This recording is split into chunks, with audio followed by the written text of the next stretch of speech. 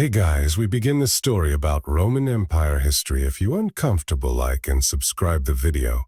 If you really enjoy, then tell me your thoughts in comment section. The world of Rome was built upon a foundation that few ever dared to question because the might of the empire stretched across seas and continents, and its roads connected villages, towns, and glorious cities. But beneath this brilliance there existed a truth that echoed in silence for every shining marble statue, and every towering aqueduct was raised not only by the genius of Roman engineering, but by the sweat and toil of countless slaves. These souls were bought and sold in markets, their value measured not in humanity, but in coins, and the cost of a slave depended on countless factors, such as age, gender, strength, beauty, skill, and even the whims of the buyer. When people today imagine the Roman slave market, they may think of endless lines of shackled men and women waiting to be inspected, and in many ways that vision holds truth, for the Romans organized these markets like auctions, where buyers lifted tunics to check for scars, touched muscles to test strength, or asked questions about skills. The cost of a slave could range from a few hundred denarii to several thousands, depending on what role they were expected to fulfill. A healthy young male strong enough for hard labor might cost about 2,000 denarii, while a trained scribe, physician, or Greek tutor could be worth 10 times that amount. The wealthy elite sought slaves with unique talents, such as cooks skilled in exotic recipes, musicians who could entertain guests, or secretaries fluent in several languages.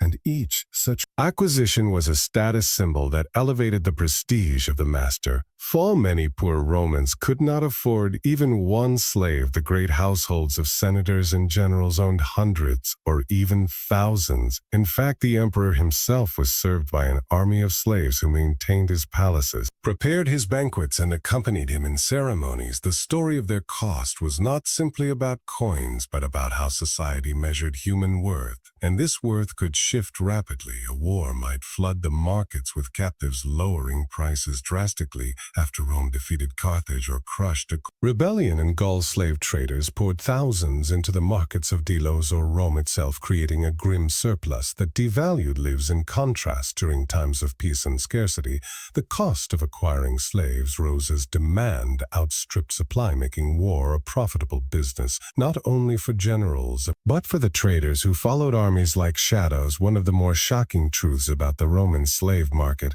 was that children were often sold separately from their mothers, their price depending on their potential value. In years to come, a boy who appeared strong and healthy could fetch a price that reflected an investment for the future, while a young girl could be sold cheaply or expensively depending on her beauty and the cruel intentions of her buyer. Not all slaves, however, were subjected to fields or kitchens. Some were trained to fight as gladiators, and these warriors became prized possessions. A skilled gladiator could be worth an enormous fortune because his victories brought glory and wealth to his owner. The investment in their training, feeding, and arming was substantial, but the rewards from games were even greater. So slave traders and lannistes, the owners of gladiator schools, would pay high prices for captives with the right physique and courage beyond the blood and spectacle of the arena. Many slaves were intellectuals captured from Greece or the East who brought with them knowledge of philosophy, medicine, and mathematics. A Roman noble might boast not of how many jewels he wore, but of how many educated slaves adorned his household. The cost of these men and women was immeasurable, not only in denarii, but in the advancement of Roman culture, for their wisdom shaped the minds of future leaders. Yet while some slaves lived within marble halls, others suffered in the harshest conditions. The mines of Spain and the quarries of Italy consumed countless lives. Slaves here were cheap, for their lifespan was short. They were treated as disposable tools. A miner might be bought for only a few hundred denarii, because his survival was measured in months, not years. When he perished, another would take his place. And so these men were valued less than animals of burden. This grim hierarchy revealed the cruel logic of the Roman economy. The more replaceable a life was, the less it cost, while the rarer a talent, the more expensive it became. In this way, Rome commodified every shade of human existence. Myths often tell us that slaves in Rome lived only in misery. But the truth is more complex. Some indeed were chained, beaten, and starved, while others managed to rise to positions of trust, even wealth for manumission. The act of freeing a slave was common, and many freedmen went on to build fortunes of their own. Some even purchased slaves for themselves, creating a strange cycle where the once enslaved became masters, though their origins marked them forever within society. The cost of slaves thus cannot be measured only in silver, but in the paradoxes of Roman life, for slavery built the empire, yet also planted seeds of tension, rebellion, and fear. Rebellions like that of Spartacus proved how unproved dangerous a vast population of oppressed souls could become when united, though Spartacus and his army were ultimately crushed. Their revolt terrified Rome into realizing the fragile balance upon which their grandeur rested. The markets may have thrived, but beneath them, the ground trembled with discontent. In examining the question of how much Roman slaves cost, one must see beyond the coins into the lives entangled within each transaction. Each sale was a story, each purchase a destiny shaped by forces greater than any individual, from the battlefields that supplied endless captives to the households that displayed slick trophies. The economy of Rome was built on a trade that transformed humans into commodities. Yet, despite the cruelty, there were myths that persisted, myths that slaves were always silent, always submissive, always powerless. The truth proved different. History shows us that slaves resisted in ways both great and small, from fleeing into the countryside to sabotaging work, from maintaining their cultural traditions in secret to whispering songs of freedom that echoed long after their chains were gone. The cost of a Roman slave was thus not a single number, but a reflection of society, values, power, and fear. It was measured in denarii, yes, but also in suffering and resilience, in the wealth of a few and the lives of many. Lower prices because they lacked skills and discipline, but trained slaves were worth far more. A gladiator, for example, cost more after receiving months of instruction in the ludus, for the owner had invested in his potential to earn profit in the arena. Likewise, a skilled scribe or accountant raised in a Roman household could sell for immense sums compared to an unskilled farm laborer. Roman families sometimes purchased young slaves specifically to train them in household duties or trades, and then later sold them at a higher price, creating an economy of human investment as cruel as it was efficient. This practice blurred the lines between people and livestock, because slaves were raised and improved for resale like animals fattened for market. The conditions of work also mattered greatly, because slaves in rural estates known as latifundia were cheaper than those employed in urban households. These rural slaves worked in vineyards, olive groves, and wheat fields, often in chain gangs overseen by cruel overseers. Their labor was brutal and their lives short, so their price remained low since they were seen as easily replaceable. In contrast, urban slaves who worked as secretaries, accountants, teachers, or skilled craftsmen could cost fortunes because their knowledge and service were rare. In this way, geography created a divide in slave pricing. A farm owner in Sicily might purchase dozens of cheap slaves for his fields, while a senator in Rome would spend vast sums on a handful of Greeks to tutor his children. Both purchases showed the extremes of Roman reliance on slavery, yet both also revealed how Rome commodified every part of human labor. The harshest example of low-valued slaves were those sent to mines, whether in Spain, Dacia, or Egypt. These men and women lived and died in darkness, breathing dust and suffering under unimaginable conditions. Their price was the lowest because their lifespan was the shortest. Roman writers like Pliny and Strabo remarked that few slaves survived more than a few months in such work, so slave traders treated them as disposable. Their cost might be less than that of an animal used for plowing, because at least the oxen could live for years. This dehumanization demonstrates the true cruelty behind the Roman economy, and it highlights that the value of a slave was not measured by their humanity, but by their utility and replaceability. However, not all slaves accepted their fate quietly. Many resisted openly through revolts or rebellions, and covertly through small acts of defiance. The most famous rebellion, led by Spartacus in 73 BCE, shook Rome to its core, because it revealed the danger of having so many enslaved within the empire. Spartacus himself had been a gladiator purchased for his skill and strength, Thus his price in the marketplace had once been high, but when he and thousands of others turned against their masters, the entire Roman state trembled. This illustrates a paradox of Roman slavery.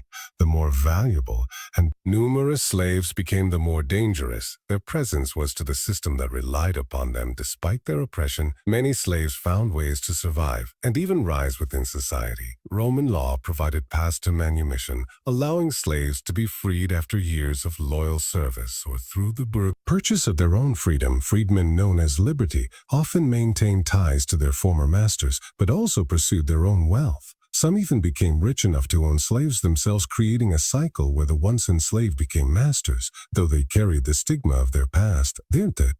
Lives prove that the cost of slavery was not only in coins, but also in the complexities of Roman identity. This reveals that the true cost of slavery was far more than denarii. It was the shaping of Roman society, culture, and politics. For every coin exchanged in the markets of Delos or Rome, another story was written into history, one of survival, oppression, ambition, and cruelty. Slavery in Rome was not only an economic machine, but also a psychological institution, shaping both the enslaved and the free for centuries, because the price of a slave was not just measured in denarii. It was also measured in the cultural values that Rome attached to ownership and domination. When a Roman purchased a slave, he was buying more than labor. He was buying status, power, and the visible sign of control over another human life. This mindset explains why certain categories of slaves became symbols of prestige within the empire. A rich noble might buy a Greek philosopher, slave, not because he's desperately needed a teacher, but because possessing such a person mocked him as a patron of culture and refinement. Just as a wealthy merchant might buy a beautiful dancer to impress guests during lavish banquets, the slave's cost was inflated by vanity and pride. And these motivations reveal the complexity of Roman consumer culture. Even in human trade, the distinction between cheap labor and luxury servants deepened as Roman society evolved in the early Republic. Slavery was closely tied to war captives from Samnite, Etruscan, or Carthaginian. Battlefields were simply herded into markets and sold for field labor. But by the late Republic and early Empire, Rome had become a cosmopolitan hub, where the wealthy demanded not only basic laborers, but specialized slaves to run complex households. These included cooks from Asia Minor, skilled in exotic cuisine, doctors from Greece, entertainers from Syria, accountants from Egypt, and even hairdressers from Gaul who were believed to bring fashionable styles to Roman women. These categories had specific price ranges, and a buyer's choice revealed his taste and his wealth. A doctor slave might cost the same as a villa, while a farm worker might be bought for a fraction of that amount. The contrast was staggering. Yet both were equally part of Rome's social machinery. Another factor affecting the cost of slaves was age. The youngest and healthiest were almost always valued higher because they promised more years of service. Children were sold in large numbers, especially after wars. Their prices varied, but many buyers preferred young slaves because they could be trained to adapt perfectly to their new master's household. In contrast, older slaves fetched lower prices unless they had rare expertise such as medicine, law, or religious knowledge. However, this valuation of youth also carried a darker truth. Many Roman households bought young boys and girls for exploitation rather than labor, something noted by satirists like Juvenal and historians, who hinted at the corruption of Roman morals. The price tags placed on these children reflected not only economic utility but also the moral decay of a society that saw humans as commodities for every possible desire. The Roman legal system also influenced the economics of slavery. Contracts included guarantees where sellers had to disclose defects if a slave was ill, rebellious, or notorious, or prone to theft. This reduced their market value. In fact, a dishonest dealer could be punished if he failed to reveal flaws written on the titulus. The placard slaves wore during sale. Buyers could sometimes return a slave within 6 months if hidden defects were discovered. This commercial regulation mirrors how Rome treated human beings exactly like animals or property. Yet it also created strange moments where slaves themselves were aware of how they were described. and sometimes tried to hide their so-called flaws to avoid being discarded like broken tools. The marketplace became a theater of human suffering where even honesty was reduced to price. The role of gender in pricing also cannot be ignored. Male slaves trained for heavy labor or combat were valued for strength, while female slaves were often priced not only for domestic service, but for their beauty and fertility. Concubines and entertainers cost fortunes depending on appearance and charm. Some were purchased purely for breeding purposes because Roman households occasionally sought to increase their slave population internally. This practice gave rise to a cruel form of slave farming, where women were treated as investments, their children automatically becoming the property of a zabat. The master. In this sense, the cost of a female slave could multiply across generations, her initial price high, but her reproductive value far greater. Roman law recognized these children as part of the patrimony of the owner, reinforcing the economic advantage of owning women of childbearing age. The fluctuation of slave prices also reflected political instability during civil wars when armies fought one another, and prisoners were sold in bulk. The market became saturated, lowering costs drastically. For example, after Julius Caesar's campaigns in Gaul, tens of thousands of captives were sold so cheaply that farmers purchased them in herds. Some reports suggest a slave could be bought for a few coins, barely more than the cost of bread. But such moments of cheap abundance were short-lived. Once Rome stabilized and wars subsided, the value of slaves rose again, making ownership a luxury for the elite. This cycle of war, cheapening life and peace, inflating it, reveals how the Roman state itself was addicted to conquest, because constant warfare was what fueled the supply of new slaves. Without expansion, Rome would have faced labor shortages and declining elite wealth. The empire's reliance on slavery also shaped its architecture and infrastructure. Aqueducts, roads, temples, and amphitheaters all relied on the toil of slaves. Engineers and architects directed, but behind every stone lifted was a body under chains.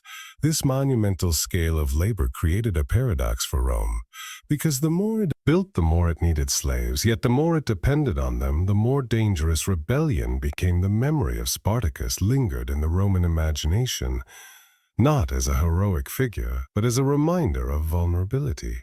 Thus, the cost of a slave was not only economic, but also political. Each purchase was an investment in stability or instability, depending on how those slaves were managed. One overlooked dimension of cost was emotional. Masters sometimes became attached to their slaves, rewarding them with freedom or wealth. In wills, ancient inscriptions reveal stories where slaves were treated almost like family, though always inferior. Some masters left property to freedmen or allowed them to carry their names. This blurring of emotional and economic bonds created awkward contradictions in Roman society. For a slave could be simultaneously loved and owned, treasured, yet bought and sold at any moment.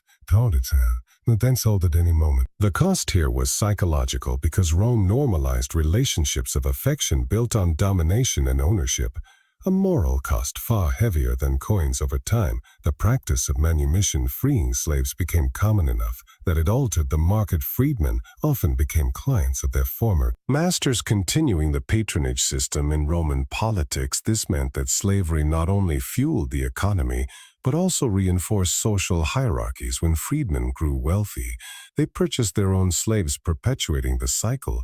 Their willingness to engage in the very system that once oppressed them shows how deeply ingrained slavery had become in Roman identity. The cost of slavery therefore extended beyond the individual. It became an inheritance passed down across generations, embedding inequality into the very heart of Roman culture.